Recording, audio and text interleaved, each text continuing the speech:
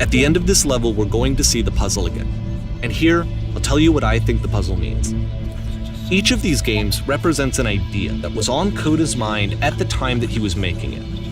And the puzzle is a way of closing the door on a previous chapter of his life before moving on to the next one.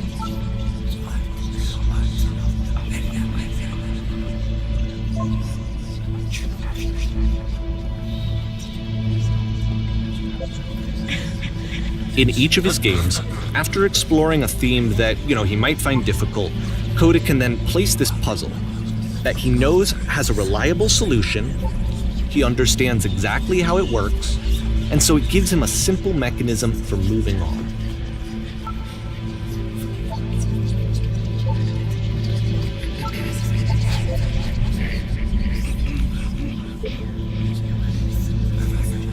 And because there's this dark area between the doors, a space between spaces, before you move on, you get to pause. Just for a moment, a few seconds to reflect on and let go of the events that led you here. To step back and connect the pieces together. To grasp at that elusive bigger picture.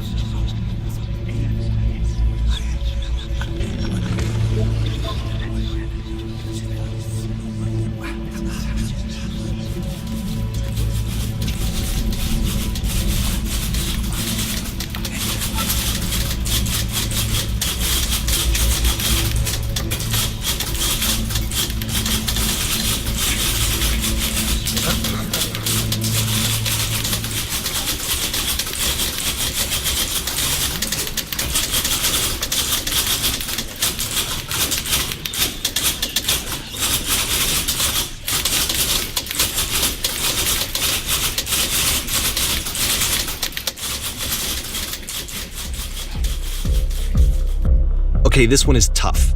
It's gonna kinda just spin its own wheels for a few minutes. Hang with it.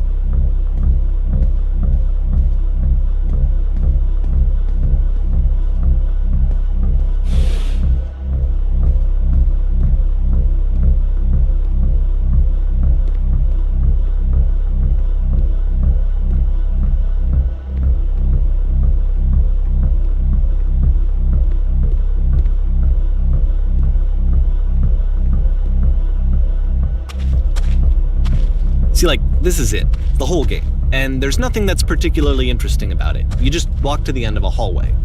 Except, for some reason, Koda gets really fixated on this prison that has all of this modern furniture. And I don't know why, but he decides he needs to revisit this prison. He's gonna start over, use the same assets, turn it into something else. Okay, cool, here's version 2.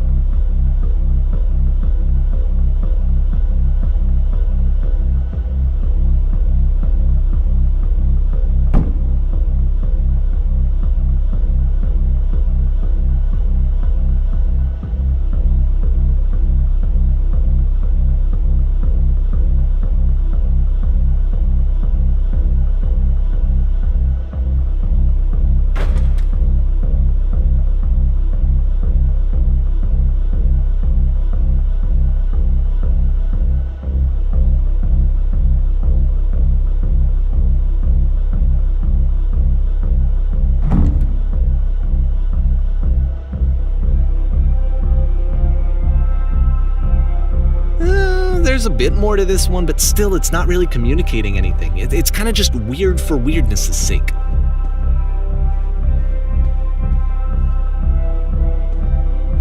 So okay, he throws it out and starts over.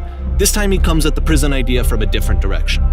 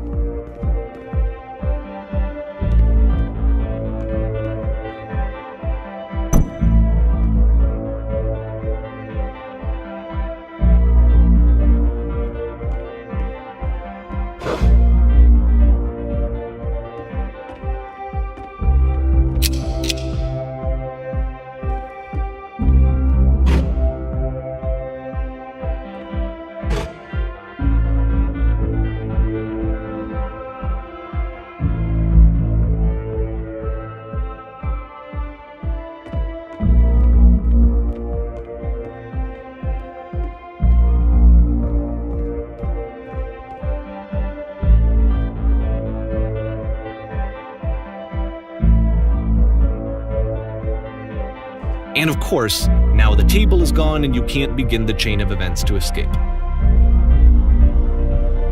Here's a version where there are no bars, but you can't actually get to the well. And then a version where the inside of the prison is the outside and the outside is the inside. Let me just blink you real quick through a few more of these. I mean, he really unloaded on this prison idea. There's nearly a dozen of them. Personally, I think it's awful to watch this, to see a person basically unraveling through their work.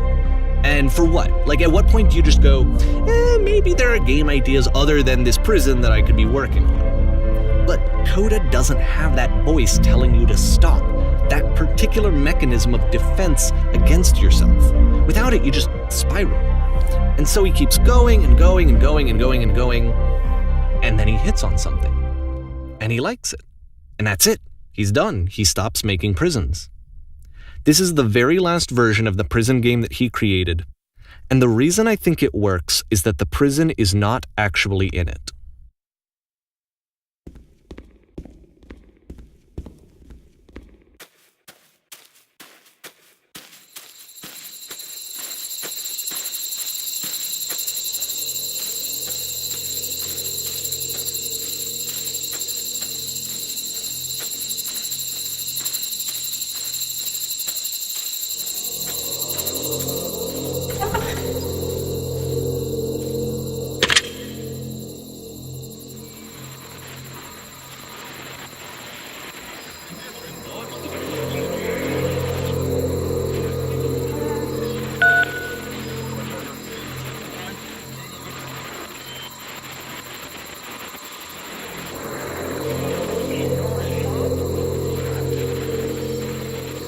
It's a conversation.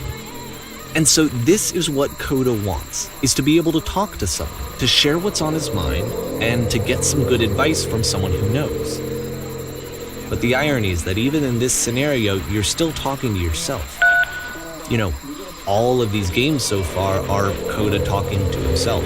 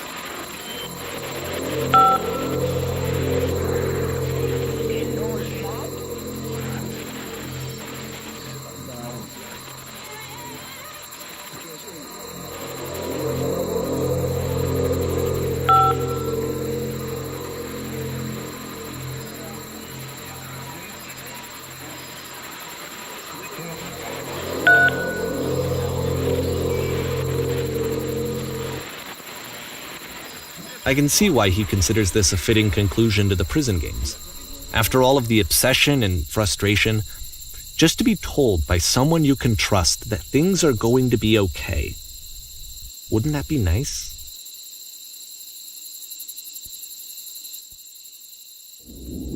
So what would it look like if Coda wanted to make a game about talking to someone other than himself?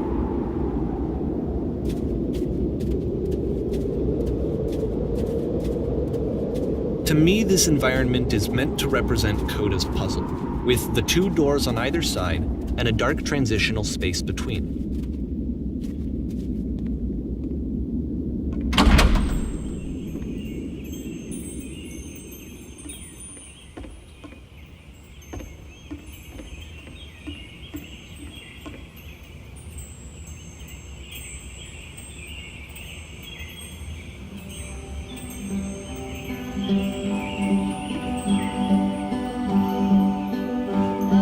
you'll notice that the quality of the art is a step up from previous games, including this new and improved chat system, which he started using from this point on.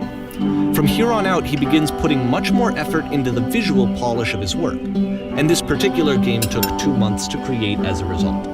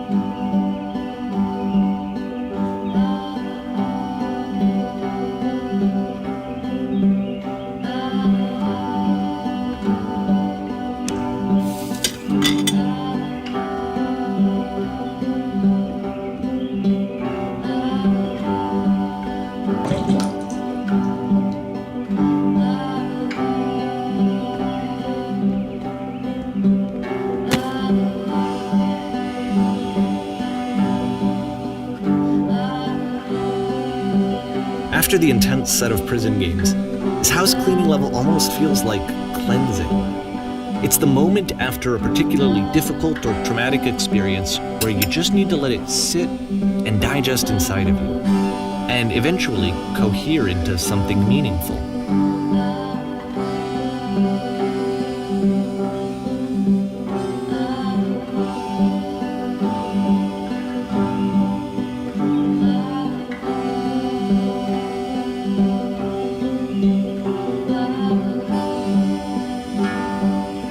I know that Coda really liked this game. Of all of his work, actually, this was the only one that he called me up to ask me to come over and look at it. This was during a period of a few months where he was like grossly happy all the time, just walked around with a constant smile on his face.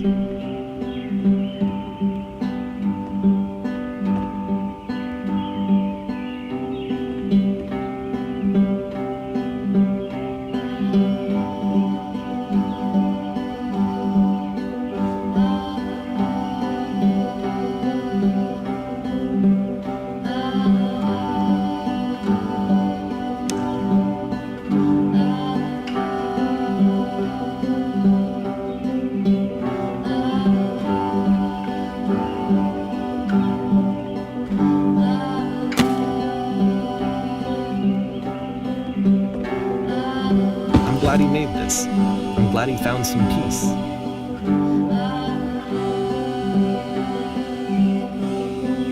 But, of course, it can't last. The music stops, your companion is gone, it's time to leave. The door at the top of the hill is now open as well. Again, you can't stay in the dark space for too long. You just can't. You have to keep moving. It's how you stay alive.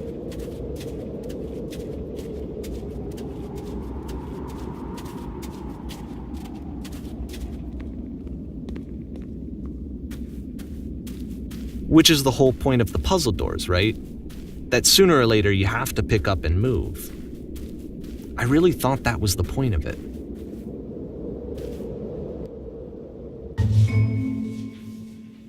This one gets a bit goofy.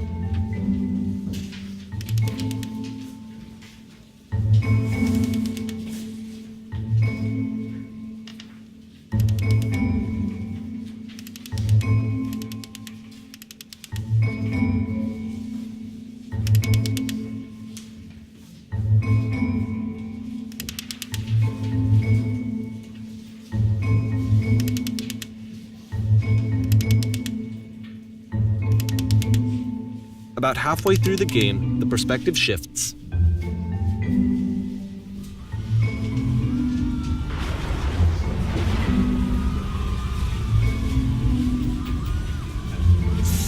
and you play as the teacher. And suddenly, you discover that your teacher is just as bigoted and afraid as you are. Oh, and also you can move around the classroom now.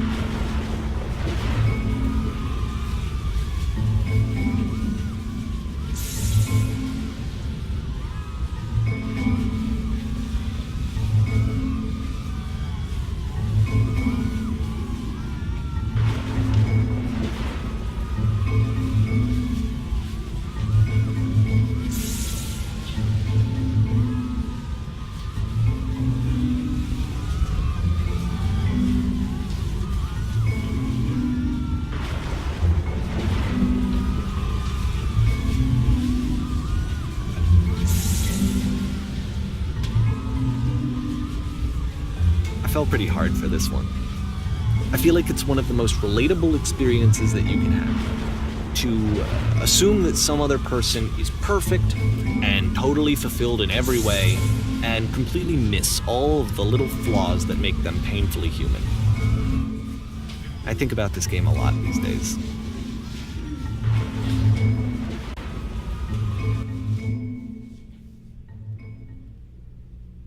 This one took a lot longer than all the others for Coda to make. It was 4 months between this and the last one. That's twice as long as it took him to make any other game before this, and it's not like it's particularly complex, so I remember I found that a little strange at the time.